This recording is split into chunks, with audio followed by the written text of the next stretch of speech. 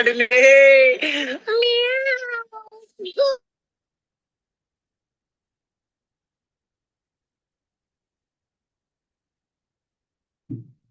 Okay, तो सबसे पहले हम क्वेश्चंस में देखते हैं। कहते हैं draw line from each used to correct the region of the spectrum. Each region of the spectrum is used once.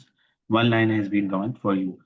तो हमें ये बताना है कि कौन कौन सी जो वेव्स हैं, गैमा, रेडियो, इंफ्रारेड, विजिबल, वो कहाँ कहाँ यूज होती हैं। तो लेट्स स्टार्ट विद अब थर्मल इमेजिंग। तो थर्मल इमेजिंग बेसिकली हीट से रिलेटेड है। तो हीट से related the only spectrum that's available is infrared. ठीक है। Then it's is photography of people's faces. जैसे हम पिक्चर कैप्चर करते हैं तो वो उसके लिए विजिबल लाइट हमें चाहिए होती है। स्टेरिलाइजिंग के लिए हम गैमा रेडिएशन यूज करते हैं।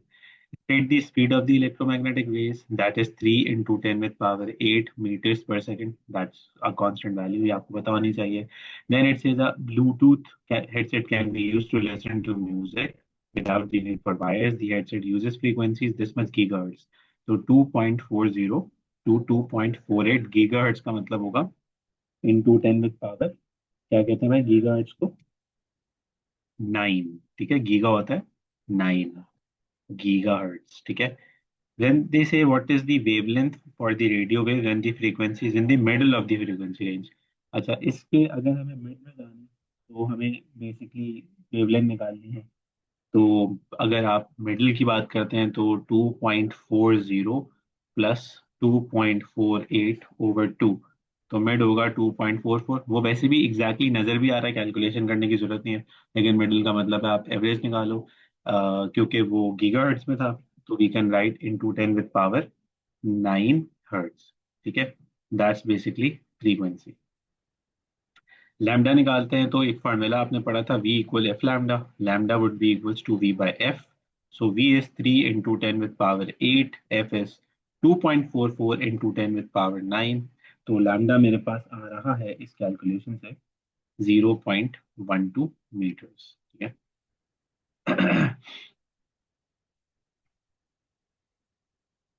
Then it says suggest via Bluetooth headset only works over short distances। यानी कि अगर आपके पास एयरपॉड्स वगैरह हैं तो वो बहुत दूर तक के डिस्टेंसेस पे काम क्यों नहीं करते? रीजन क्या है?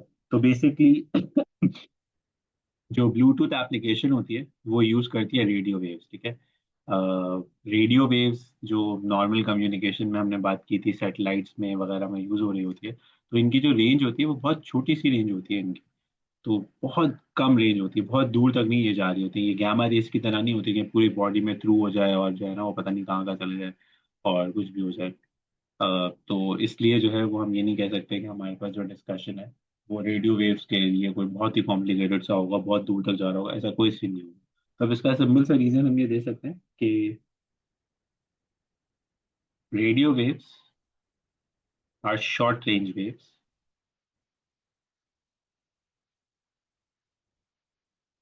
ठीक है। So they lose signal strength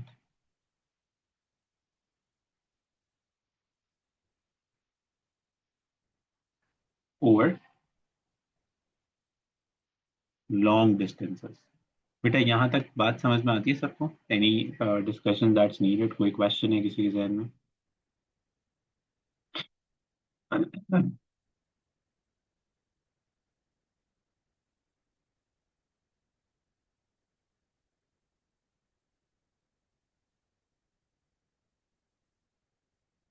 very good. चलते हैं आगे।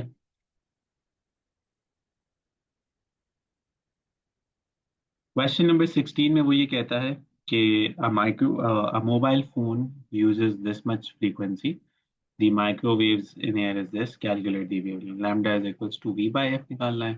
v is 3 into 10 with power 8 और frequency is 1.9 into 10 with power 9। तो अगर हम इसे डिवाइड करते हैं तो हमें आंसर मिल जाएगा 0.16 मीटर्स। सिंपल ना। ये वाले क्वेश्चंस हैं जो मैं बेसिकली करवाने में ज़्यादा इंटरेस्टेड था, क्योंकि ये बहुत मुश्किल होते हैं। आप जब ये लिख रहे होते हो तो आपके पास वर्ड्स नहीं होते। कैलकुलेशन वाले तो बहुत आसान होते हैं, सब कर लेते हैं। बट ये जो रिटन स्टेटमेंट की बहुत मुश्किल होती है। तो let's go through this together. It says state 2 reasons why microwaves are used for mobile phone and cell phone signals. वो ये कह रहे हैं, दो रीजन दे दो कि मोबाइल फोन जो है वो माइक्रोवेव्स के लिए क्यों यूज कर रहे होते हैं। तो सबसे पहली चीज ये है कि माइक्रोवेव्स, अगर सेल फोन की बात करते हैं या मोबाइल फोन की बात करते हैं, तो आपने देखा होगा मोबाइल फोन के टावर्स होते हैं। ठीक है। हमारे मुल्क में इस तरह के जो टावर्स होते हैं जिसके नीचे लिखा हुआ होता है सेल, और यहाँ नीचे मोची अंकल बैठे होते हैं, और यहाँ पे अंकल फ्रेंच फ्राइज बना रहे होते हैं, और यहाँ पे बोर्ड लगे हुए होते हैं कि वोट दो हमें, और 10 तरह की तारों का पूरा क्लस्टर बना होता है यहाँ पे। तो वो जो पोल्स होते हैं they are basically mobile phone towers, क्योंकि मोबाइल फोन टावर्स के आसपास आप लोग रख सकते हैं क्योंकि उसमें हाई इलेक्ट्रिसिटी नहीं होती। अगर हाई इलेक्ट्रिकल अप्लायंस के पास रखेंगे तो ज़्यादा करंट लग जाएगा ना, तो ये लोग ज़्यादातर मोबाइल फोन्स के आसपास रेस्ट लगाते हैं। तो अब इसका क्या आंसर हम दे सकते हैं। पहली चीज तो हम इसको रिलेट कर सकते हैं इससे। दूसरी चीज हम सोचें अगर कि क्या कहते हैं मोबाइल फोन्स जो है वो माइक्रोवेव्स के अंदर ही क्यों यूज करते हैं। तो सबसे पहली चीज ये है कि हमें सिग्नल्स जो है वो लोगों के घरों में, बिल्डिंग्स में, अपार्टमेंट्स में पहुंचाने हैं। अब लेट से हमारे हमारे मुल्क में कहीं पे सिग्नल ड्रॉप का कोई इशू होता है या कोई डिस्कशन होता है तो वो तो एक अलग बात है। लेकिन अच्छे मुल्कों में वो चाहते हैं कि signal coverage, data coverage through out बड़ी जबरदस्त हो। तो शहर के अक्रॉस जितने भी बिल्डिंग्स हैं, जितनी भी अपार्टमेंट्स हैं, जितने भी हाई राइज हैं, जितने भी कॉलोनीज हैं, जो भी हाउसिंग सोसाइटीज हैं, सब में सिग्नल लेके जा रहे हैं। दैट मीन्स कि जो माइक्रोवेव हम यूज कर रहे हैं वो उतनी पावरफुल होंगे, वो दीवारों को ना, वॉल्स को क्रॉस कर सके और एक बड़ी रेंज कवर कर सके। अच्छा, रेडियो वेव्स ऐसा नहीं कर सकती। रेडियो वेव्स बहुत ज्यादा दूर तक की रिसेप्शन नहीं देती। अच्छा, इसकी एक एग्जांपल इस तरह से ले लो कि अगर आप गाड़ी गाड़ी में रेडियो यूज करो तो रेडियो वेव्स बेचारी अंडरपास पे भी नहीं जाती, फ्लाईओवर पे भी नहीं आती। यानी कि गाड़ी जैसे किसी अंडरपास पे से गुजरेगी तो वो radio it would turn black, dark हो जाएगा, आवाज आना शुरू हो जाएगी, शोर आना शुरू हो जाएगा। इसी तरह किसी फ्लाईओवर के ऊपर होगी तो भी ऐसा ही होगा। इसी तरह की कोई बड़ी बड़ी बिल्डिंग्स के बीच में खड़ा होगा तो भी कुछ नहीं हो रहा होगा। तो रेडियो वेव्स हम इसलिए मोबाइल फोन में यूज नहीं कर रहे होते, माइक्रोवेव यूज कर रहे होते हैं। तो इसके जो दो रीजन हम लिख सकते हैं वो ये यूज कर सकते हैं कि microwaves are easily transmitted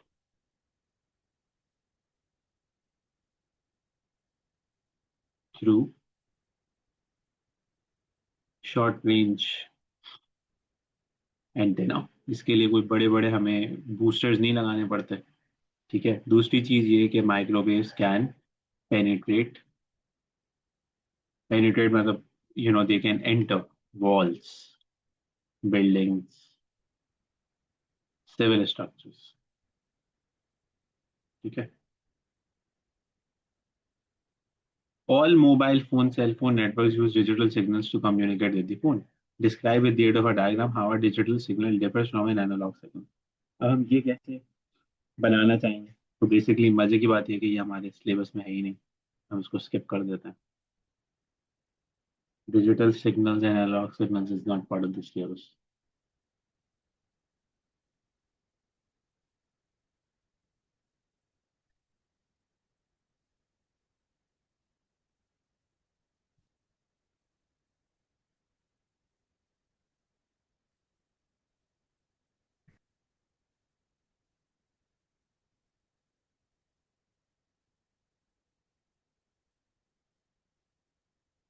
So let's save this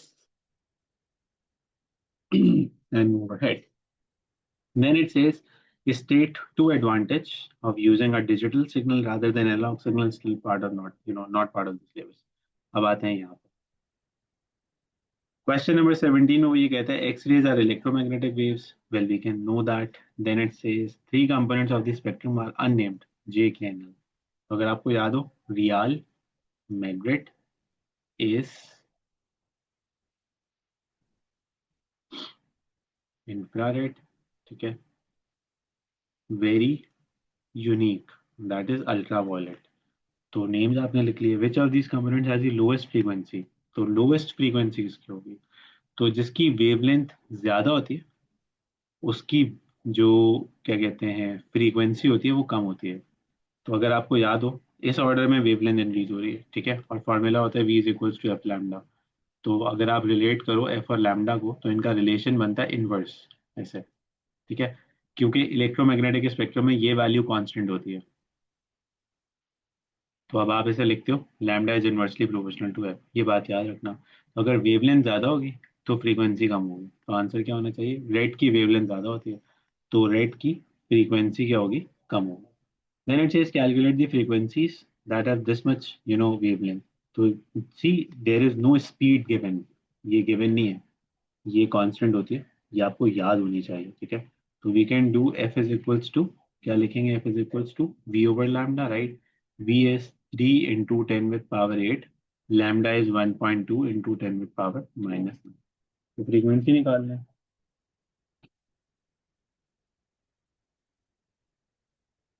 तो मेरे पास आंसर आ रहा है 2.5 × 10⁻17 हर्ट्स। बेटा यहाँ तक आप सबको बातें समझ में आती हैं?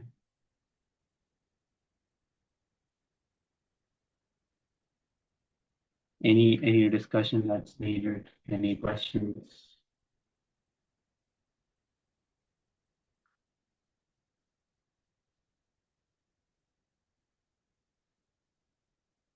Thank you. आगे चलते हैं। अच्छा, अनफॉर्चुनेटली हमारे पास मीटिंग में ऐसे बच्चे हर वक्त होते हैं कि वो क्लास का जो है वो माहौल अजीब सा रखते हैं, तो और मुझे अनम्यूट नहीं करने दे सकता मैं आपको, लेकिन दैट्स रियली सैड। बच्चों से बात करके अच्छा लगता है, लेकिन बच्चे भी तो बच्चे होना भैया, क्या कह सकते हैं। Describe one medical use of x-rays. तो मेडिकल यूज ऑफ एक्सरेज बहुत रिपीटेड क्वेश्चन है, एग्जामिनेशन पॉइंट ऑफ व्यू से बहुत इंपॉर्टेंट है, रिपीटेडली आता है। अब ये आप बड़े आराम से लिख सकते हैं कि x-rays are used to do x-ray, तो इसके कोई मार्क्स नहीं होंगे। तो सबसे पहली चीज ये समझना पड़ेगा हमें कि अगर हमें मेडिकल यूज देना है तो हमें मेडिकल यूज पूरा समझाना पड़ेगा और डिस्क्राइब करना है। तो number one, with before we go into writing this, देखो लेट्स से ये एक एक्सरे मशीन है, ठीक है, ये एक्सरे इमिट करेगी, तो इसका हम नाम रख लेते हैं एक्सरे इमिटर। जब भी हम एक्सरे रूम में जाते हैं तो इस तरह की एक मशीन होती है एक्सरे इमिटर, ठीक है। यहाँ पे से पेशेंट है, अब इस पेशेंट का एक्सरे अगर हमें करना है तो इसके जो पीछे होता है ना बेटा, वो पीछे होती है इसके receiver. Receiver basically is a photographic plate, ठीक है। जो डॉक्टर आपको एंड में दे रहा होता है ना, वो ये होती है फोटोग्राफिक प्लेट, वो पीछे होती है। अच्छा, photographic plate essentially white colour की होती है, बिल्कुल बिल्कुल प्योर वाइट होती है, ठीक है। बिल्कुल प्योर वाइट होती है, ये ब्लैक नहीं होती है, बिल्कुल वाइट होती है।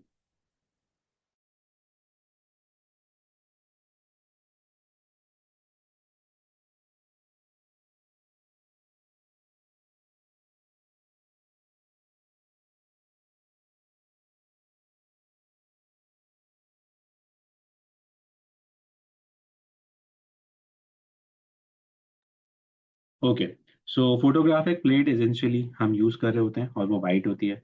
जहां जहां एक्सरे से, फॉर एग्जांपल ये एक बंदे का हैंड बना लेते हैं ऐसे, ठीक है। ये बंदे का इस तरह का हैंड है, ठीक है। जो भी कुछ है इसमें, अब आप प्लीज माइंड नहीं कीजिएगा कि कैसा हैंड बनाया मैंने, इसका ये स्केलेटन है, ठीक है।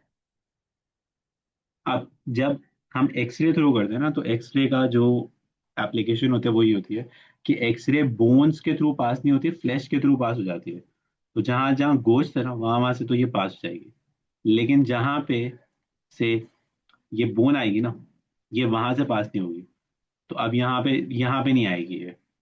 तो होता ये है कि जो अंडरस्टैंडिंग है वो ये है कि इसके ऊपर जो इमेज बनेगा ना, वो सिर्फ बोन का बनेगा, क्योंकि बोन वाली जगह क्या होगी, वाइट रह जाएगी, बाकी सारी जगह क्या हो जाएगी, ब्लैक, ठीक है। तो बेसिकली एक्सरेज आर, जो एग्जामिनेशन पॉइंट ऑफ व्यू है वो ये होता है, x-rays are absorbed, they are absorbed by bones. ये हड्डियां एब्जॉर्ब कर लेती हैं, that means they are not you know refracted through, they are not allowed to pass through bones, they are absorbed by bones। वो पास नहीं हो सकती bones पे, ठीक है, वो पास नहीं हो सकती bones से। So they are basically absorbed by bones, number one। Number two, they are only reflected, x-rays are reflected या refracted लिख लो आप, refracted by flesh, टिश्यू से वो पूरा पास हो जाता है। तो अब ये पूरी कहानी हम 3 मार्क्स के लिए यहाँ पे कैसे लिखेंगे? तो अब statement number one, x-rays are used to find या लोकेट फ्रैक्चर्स, ठीक है। हमें हड्डी में या कहीं पे कोई भी फ्रैक्चर देखना है वो करेंगे हम। अब इसके लिए हम क्या एप्लीकेशन दे रहे हैं, हम ये एप्लीकेशन देंगे कि since X-rays are absorbed by bones,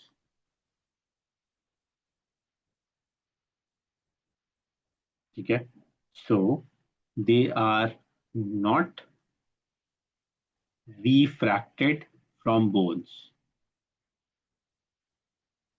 and white image is obtained on the X-ray sheet, ठीक है, for the bones. तो अब मैंने पूरी बोन्स के हिसाब से लिखी है, आप फ्लैश के हिसाब से भी लिख सकते थे, ये डिस्कशन हमारा हुआ। अच्छा, इसीलिए एक्सरे कभी भी जनरली नहीं करवाना चाहिए। क्यों नहीं करवाना चाहिए? क्योंकि एक्सरे हार्मफुल होता है, बोन्स में एब्जॉर्ब हो जाता है। तो जो छोटे बच्चे होते हैं, जो ओल्ड एज पीपल होते हैं, जो स्पेशल नीड्स के लोग होते हैं, जिनको कोई भी स्किन का प्रॉब्लम है, कोई भी इंफेक्शन है, कोई भी इशू है उनके साथ, तो उनका एक्सरे कराना बहुत खतरनाक हो सकता है, क्योंकि एक्सरे बोन में एब्जॉर्ब हो जाती है, फिर उनका म्यूटेशन हो सकता है, कैंसर हो सकता है उनको, और बड़ी उनके लिए चैलेंजेस। ठीक है। State one reason why is it necessary to take safety precautions, तो सीधी सी बात है, अभी बताया मैंने। It can cause mutation, it can cause cancer, it can cause harm to skin, harm to bones, बहुत कुछ हो सकता है इसमें। ठीक है।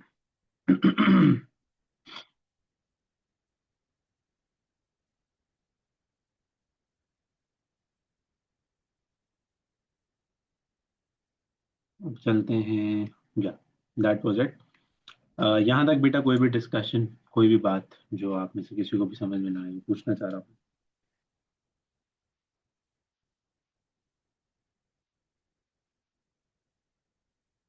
ठीक है।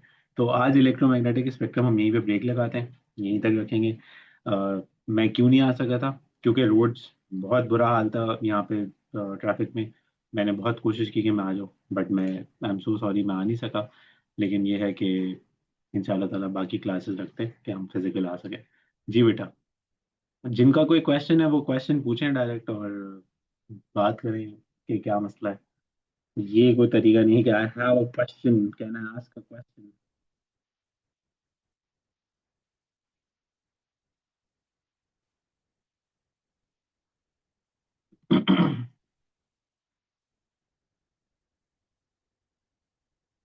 चले, let's end this, take care, see you guys in the next class, अल्लाह हाफिज़।